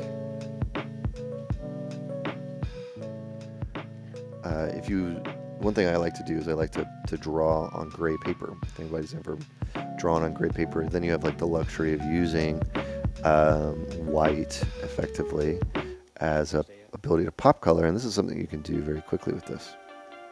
And then I'm going to use my pure blacks really quick Again, matte caps don't receive any light, so I'm going to basically create some holes in here using my matte caps, or using just painting black. So I could spend time, meaning I could turn all of our polypaint information, and I could sculpt these details very, very deep, or I can just come in here and paint them for now. Holy moly, just checking in. Are these finishing touches now? No, not finishing touches. We're going to explore some value, though. Alright, so let's take this gray. Let's get that medium gray now. Might even want to go a little further now. And this will start being kind of our receded but not pitch black areas.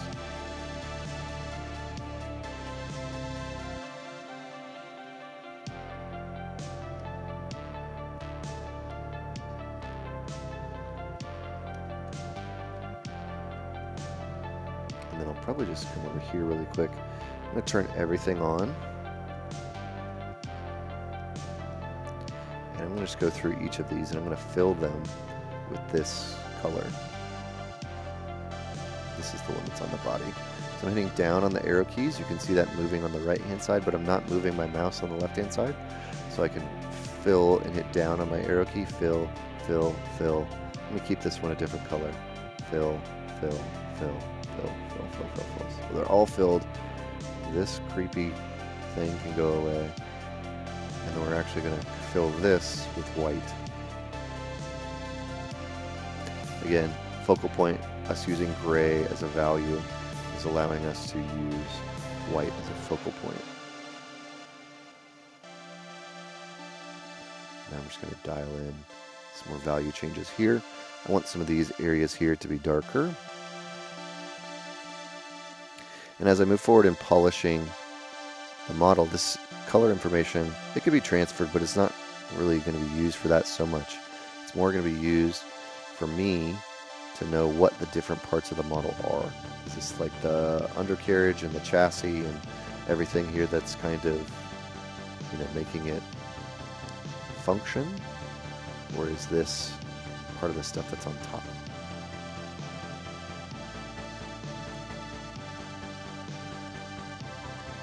It says Dune is the best movie you've ever seen this year. In terms of VFX, it was amazing. No questions.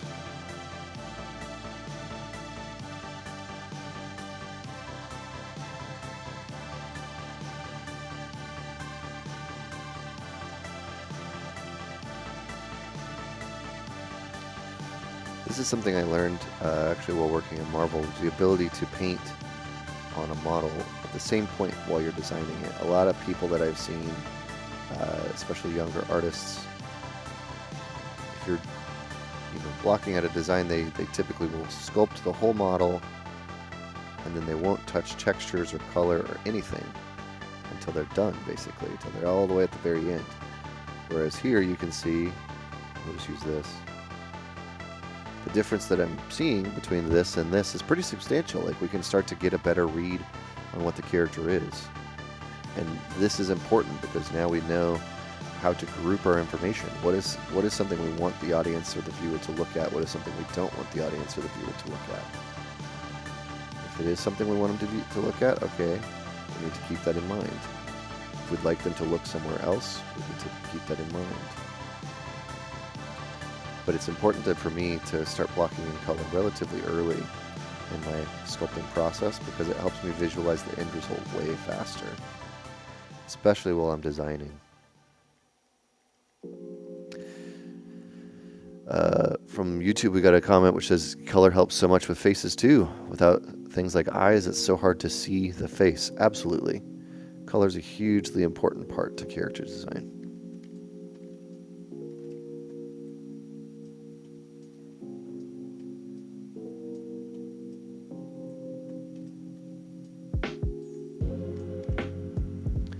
Again, this is where I can use black to basically paint in areas where it's going to be completely black.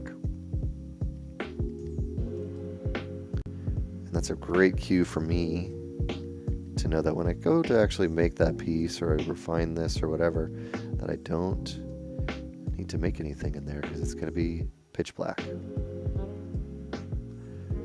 And then now with these whites, I can also come in and say like, oh, maybe we wanted to put, do we want to change a focal point? Would it be better to have something in the middle be that color, right? Would it be better to have this thing be that color? You can also do some fun stuff. So I was planning on having an orange light. So I'll dial down the RGB intensity so you can kind of see this orange, but I was initially planning to have an orange light be cast from something. Right now it kind of feels like maybe these lights here. So if you've ever seen like a statue that's painted, what you can do is you can kind of, we'll try this really quickly. So yeah, that's masking the whole character. I think if I go to brush, let's enable our customize. I know somebody else in the stream just did this. So let's enable our customize brush, auto masking, back face mask. I don't think I have this out here already. Oh, I do. It's the top left. Look at that. I've already done it. Oh, wait. It was here. Maybe I was just tricking myself. Back face mask. We'll put it under our AccuCurve here. Enable customize store config. Great. Holding down control. Back face mask. Does that work? Nope. What if I do a really big brush size? Yeah. So now I got the front and the back.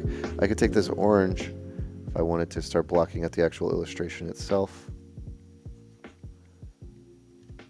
And we could start basically saying this is where the character would have light on it, and this is where they would not have light on it. I'm not going to do this, but it gives you a good sense of what you can actually do in ZBrush from a color standpoint, from a design standpoint. So, kind of fun. But I like how this is coming. I like the values that I've selected here. I do think overall the character will need to be brighter. And I'm kind of wondering what it would look like if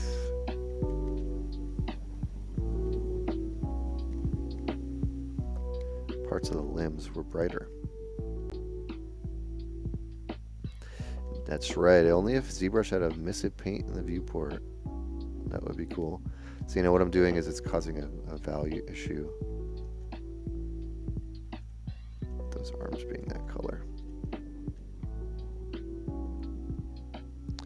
These arms are now going into this black area. So let's just pull them in there.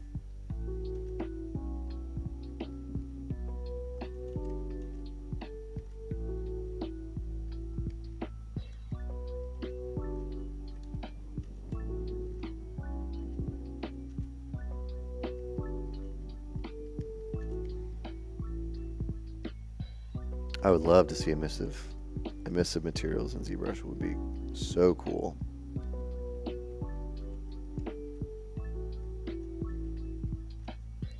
I'm definitely going to have to spend a lot of time on these hands individually. Right now they're just kind of some creepy humanoid hands. That's not really what I want, but we'll have to get there over time.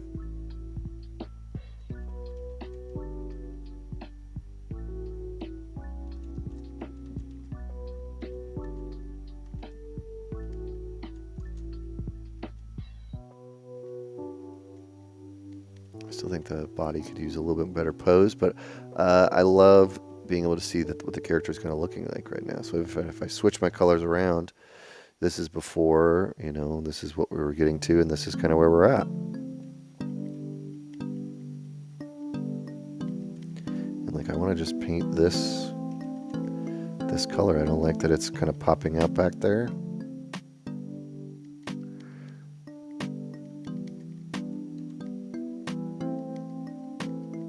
I like to create, these could all be light sources, all of these white areas.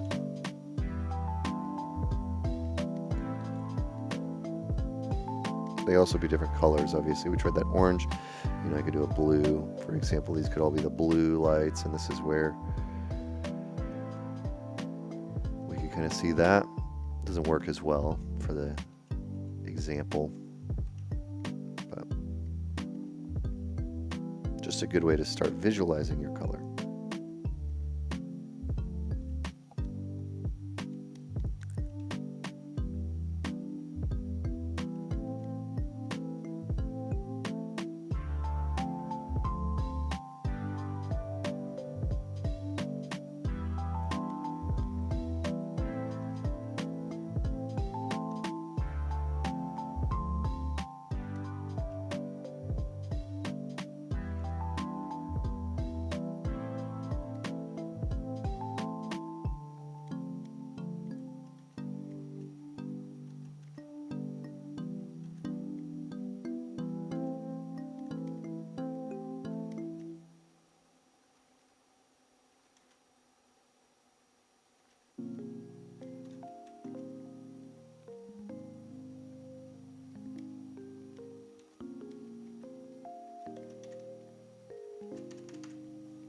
You can sculpt with color at the same time, if you ever wanted to.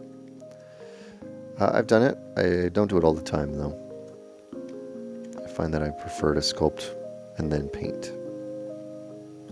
But I do know people that do it, and it's their workflow, so it's kind of up to you. I always recommend people give it a try. There's no right or wrong way to specifically make a character.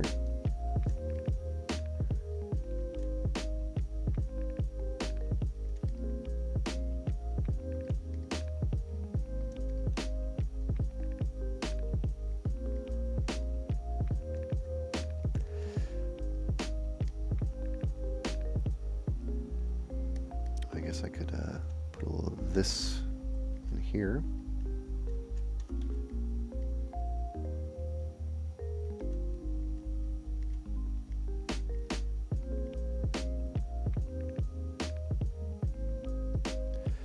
Break up some of these materials.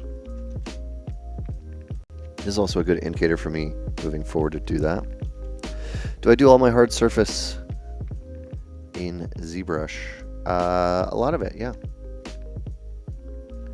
Almost all of it. Historically, though, when I was working in Marvel and working on some bigger properties, if it came down to making a hard surface model, not a sculpt, for example, not a concept model, I would do that in Maya.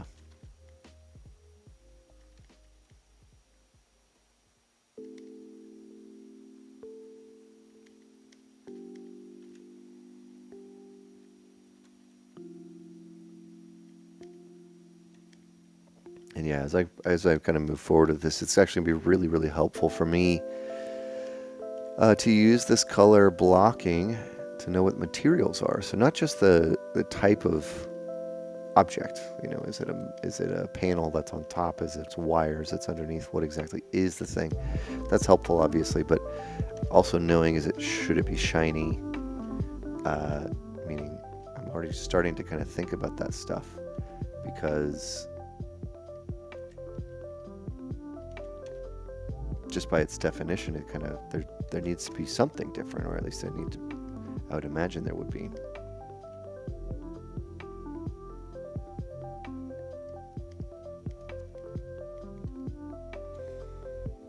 Now, I've done this a lot before, and sometimes you can go a little too far, where you just start outlining every single line, and then when you do that, they all lose their significance. They all lose their power and their ability to help you tell the story, because now they're all outlined.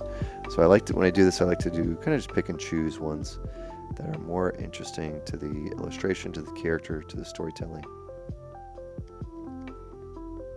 rather than just outlining everything.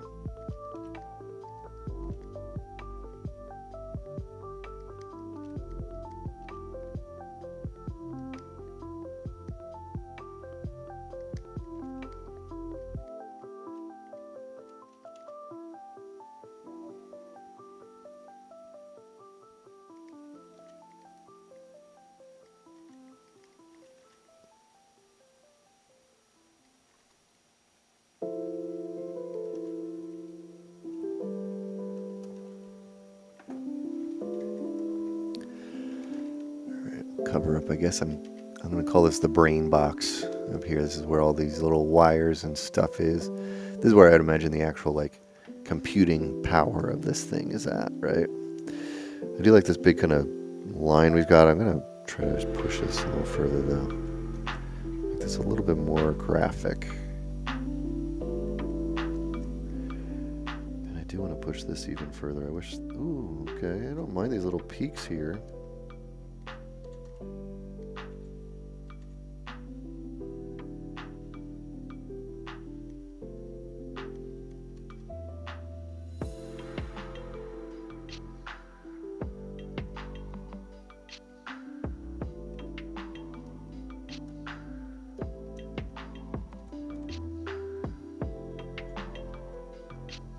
Perfectly. Somebody says perfectly. I don't know what you're referring to, but I'm going to take it as a compliment.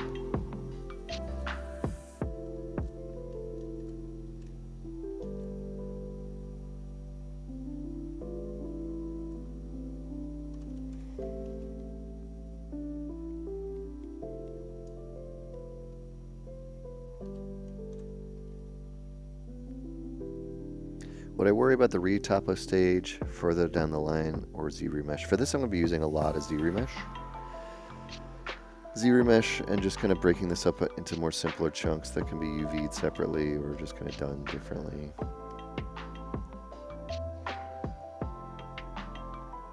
Right now I'm also going through and using the pinch brush just to tighten up some of these panels. Not super needed for now because we are going to detail these all later. But helpful for me to know what's doing what.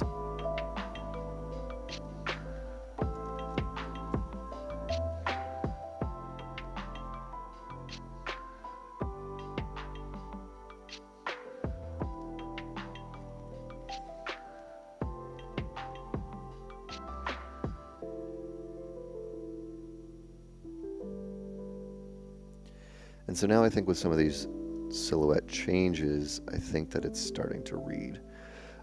It's much stronger than it was here. So all these big changes, especially from other views, are helping quite a bit. And it makes more sense now as you rotate around. Like I said, I don't know if we'll see this side view. We might as well go ahead and just do a quick adjustment on that as well.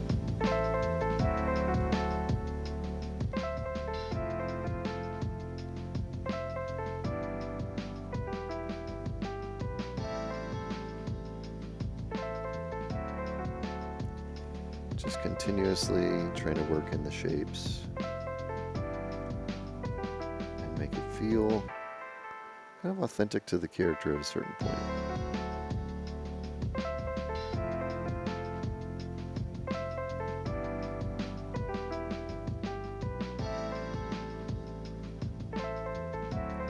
Those are very like doom doom doom doom doom, like the rhythm of it is very much the same.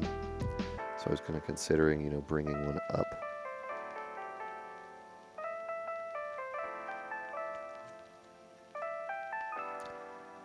Sort of that same 50-50 rule we were talking about before. These are all evenly spaced out, or most of them are.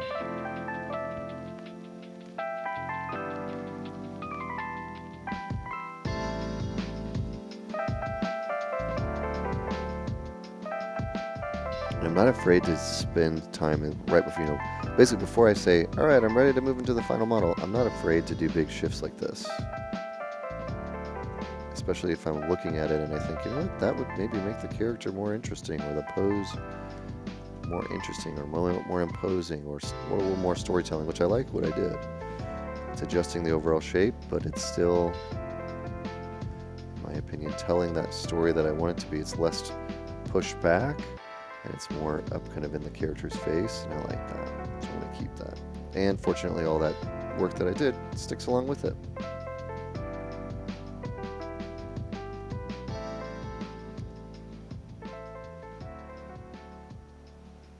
kind of liking this right now.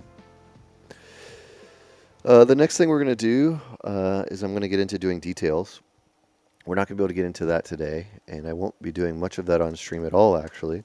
But if you go and watch the YouTube video that we did with Chaos Masons and Marco Plouffe, where he's showing off his process, I'm going to be using a lot of what he does. To give you a quick breakdown, I'll just show you what that is. But basically, I'll start duplicating the model. So I'm going to duplicate this. I'm going to isolate it. So I'm working just on one of these. And I'm going to mask off some sections, or a section. He actually smooths them. So I'm going to smooth this. I'm going to try to get this panel, this kind of section here. I'm going to smooth this too. I still have my original here, so I don't need to worry about that. And the smoothing is more to be able to get the details that I'm about to get, or the overall shape that I want to get. I know that I can sculpt any of those details back. I'm not worried about that. But I can come in here. I can also turn off my color.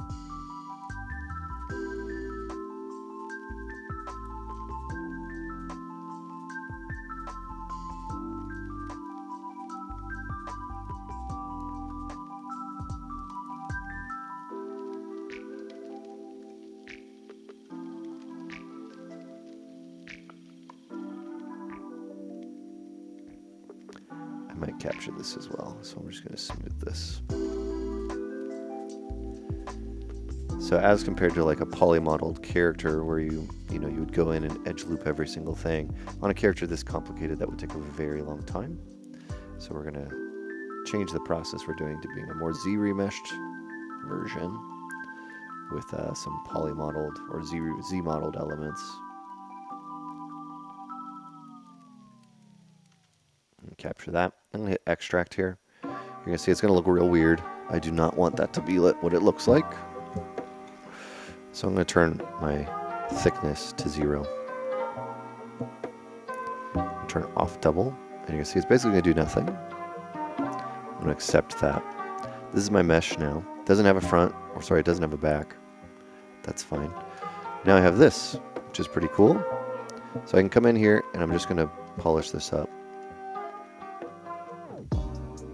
It also is an extract, so the smoothing that I did on this surface is still there. So I'm going to use my polish brush just real quick.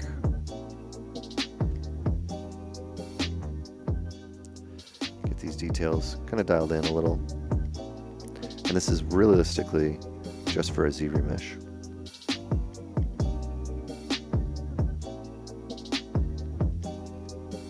I can also come in, and what I kind of want to do is get this inside lip. So I'm realizing maybe I should have captured that as well, all the way up into here. So I'm going to actually delete this because I don't need it. Go back into here. We'll just capture this. It's a mask. All the way into here. Let's try that extract again. Accept. This is what it looks like. That's fine.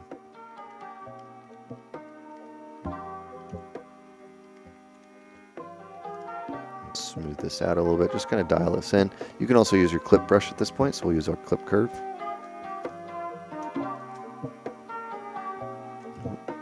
It's using symmetry there. Sometimes gets a little weird. You see it's trying to pull the other thing. I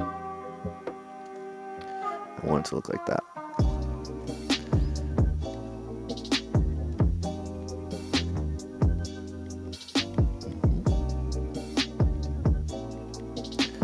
Great, and now I'm going to mirror and weld that. Make sure I got the wrong way. I think it's going to be the wrong direction. Yeah. If it has no subdivision levels, you just use the actual mirror button, mirror and weld. Now all of a sudden it looks like this, right? Smooth this out a little bit. Just spend a little time with symmetry on, cleaning this up.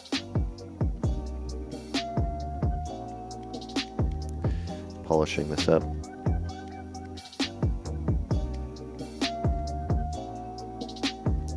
And this again is just to get the clear planes of where this is going to go.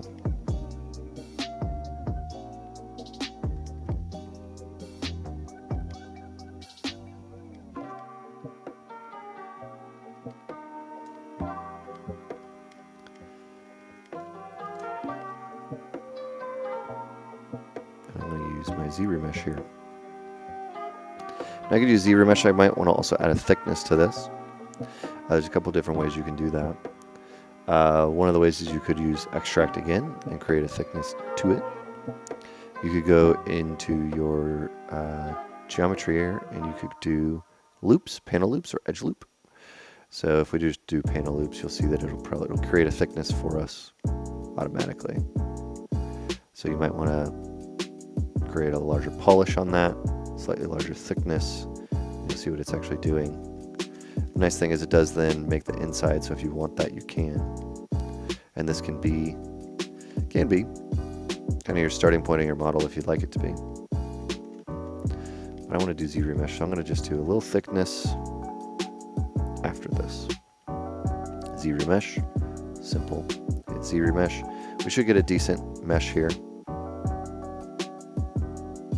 Which is cool. You can also, at this point, use your creases. So I want to crease here, and I probably want to crease here. So what you can do is you can create polygroups. So I'm going to mask this. Hit Control W. I'm going to mask this. I'm going to hide that first. Mask this. Control W.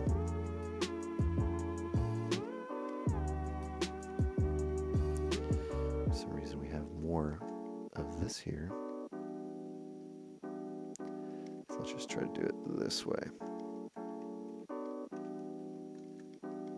There we go. So there's some fun things you can do here, whether you're smoothing by polygroups or dynameshing by polygroups or doing whatever it is that you want to do here.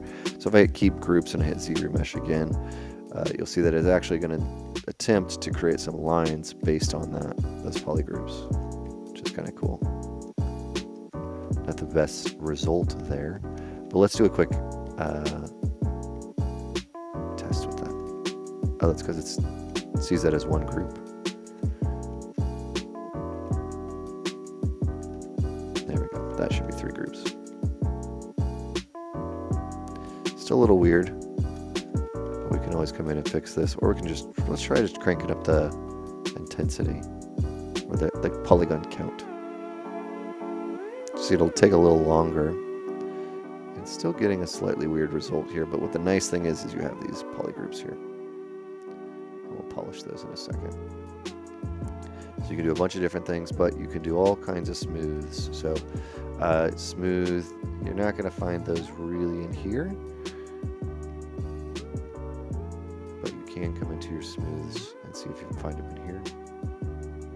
Smooth subdivision, smooth parts, smooth crease, smooth groups. So if I hit this one, what you'll notice is I start smoothing, it just smooths that polygroup or just this polygroup.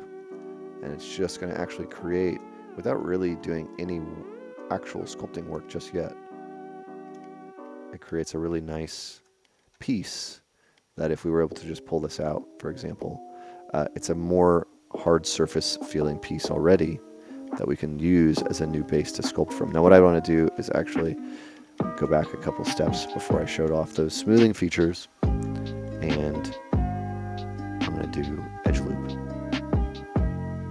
Let's do group loop. Panel loop. Panel loops is nice too if you want to have different lines. Each of your polygroups creates a panel. So depending on what you want it to actually look like, I'm still in smooth groups here. You can see it actually creates separations here. So there's a lot of little features that are going to be in here, and I'll be showing those in a video that I do for next stream. But that won't be this week. That will be 2 weeks from now because I'm taking next week off for Thanksgiving. So you'll be able to see a little bit of the process of how this character went from here. I'm gonna hide this piece. From how we went from here to here to here, and where we go. These little hands are terrifying. I'm just gonna leave those. Great. So I feel pretty good about this. I'm pretty happy with our progress. Next time, I apologize for the tech issues. We'll try to sort those out. I've never had that happen on this platform before. Very odd. But thank you, everybody, for hanging out in the stream. Thank you for asking questions. And I look forward to keeping working on this character. And hopefully you all follow along, and hopefully you're able to get something out of it. All right, everybody. Have a wonderful rest of your day, and I'll see you all soon.